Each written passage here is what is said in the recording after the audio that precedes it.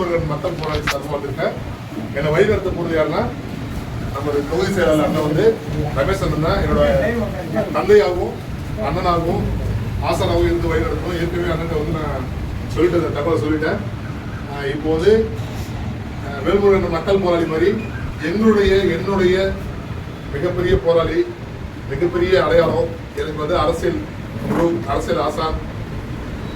எப்படி சொன்னா, நான் தேடிக்கிட்டு இருந்த தலைவன், மனசார தேர்ந்த ஓய்வு பெற்ற இளைய வீரன்னா இந்திய நாட்டு மக்களை காத்துட்டு ஒவ்வொரு நாளும் மக்களோட மக்களாக இருந்தவனா.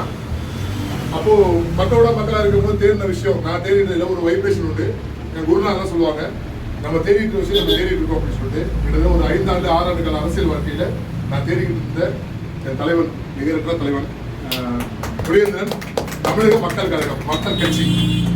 அண்ணன் வந்து வரக்கோணம். நாங்கள் இப்போ தான் புதுசாக தான் கட்சி தொடங்கி ஒரு 6 மாதம் குழந்தை தான். நாங்கள் பிரச்சாரம் பண்ணும்போது அப்படி தான் பண்ணோம். ஒரு 6 மாதம் தான் ஆயிருக்கு கட்சி தொடங்கி. அந்த கட்சியில் நாங்கள் பயணித்து ஒரு மக்கள் போராளி, எந்தவித ஜாதி மத பாகுபாடு இல்லாமல், எந்தவித இன பாகுபாடு இல்லாமல் சிறப்பாக வாழ்ந்து கொண்டிருக்கும். மிகப்பெரிய ஒரு குடும்பத்தை எதிர்த்து, மிகப்பெரிய ஒரு ஆதிக்கத்தை எதிர்த்து வெளியே வந்த எங்கள் மக்கள் போராளி அண்ணன் வேல்முருகனுக்கு எங்களோட தமிழக மக்கள் கட்சி சார்பாகவும் இந்த ஒட்டுமொத்த இராணுவ சொந்தங்கள், நான் வந்து இந்திய நாட்டை எல்லையில் காத்தவன்னா இந்த சீர்காழி மக்களை காக்க வந்திருக்கேன்.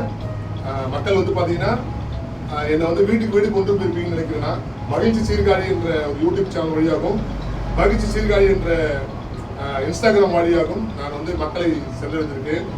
அதனால் மக்கள் வேட்பாளர் மகிழ்ச்சி பெற்ற பெருமாள், மகிழ்ச்சி தொகுதி, மக்களில் ஒருவன், மக்களுக்காக ஒருவன். உங்கள் பொன்னான மணியான வாக்குகளை சிந்தாமல் கேமரா சின்னத்தில் 8ஆம் இடத்தில் இருக்கிறேன். கேமரா சின்னத்தில் வாக்களித்து என்ற பெருவாரியான வாக்குகள் வித்தியாசத்தில் வெற்றி பெற செய்யுமாறு மிகவும் பணிவுடன் கேட்டுக்கொள்கிறேன். நன்றி, வணக்கம், ஜெய்ஹிந்த்.